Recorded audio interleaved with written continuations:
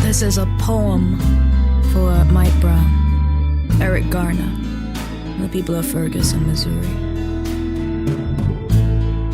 Another black boy killed by police in the streets of some part America. Another black mother sings the blues. And Mark says, look at what he was wearing, looking like a criminal hiding under that hoodie with his pants sagging. But telling black men they should dress better so that the police don't shoot them is akin to telling a rape victim it's her fault for wearing the wrong fucking thing. And then came the rioting, and Mark, or the intelligent black man in him, says it's the thugs that are making things bad for law-abiding black citizens. But I've got news for him. These laws he's abiding by weren't made for him. These laws were made for protecting property and propertied people, and that usually doesn't include people like him, or people like black boys recruited to go lay down their lives overseas in the name of flag, country, and democracy, but perpetually feared and derided on American soil. And my friend Frankie says if he had to choose, he doesn't know if he could opt for not having a history of slavery and racial atrocities if it meant he'd have to live in a world without the blues. And it got me thinking, choice, such a beautiful, underrated thing.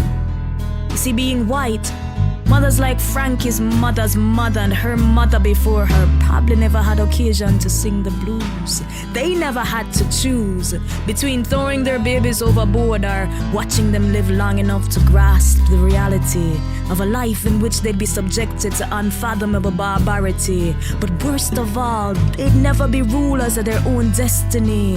They'd never be more than somebody else's property. They'd never have the luxury of choice. Another black boy killed by police in the streets of some part America. Another black mother sings the blues, and the community mourns with her.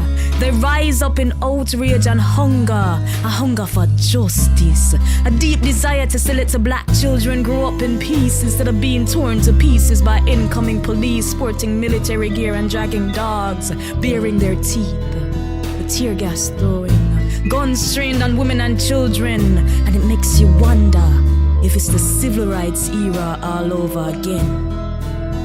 You see, what Mark doesn't realize is his education and his good job won't save him.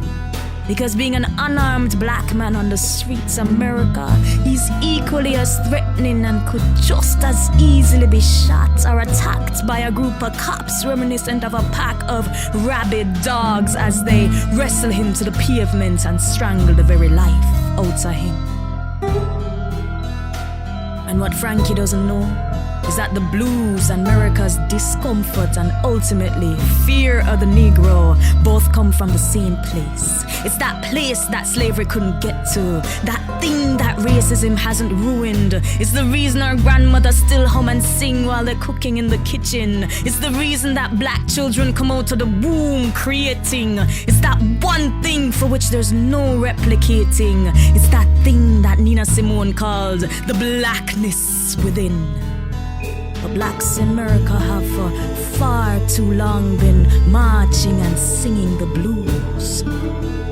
God help Frankie, and God help America, the day they wake up and decide to start singing a completely different tune.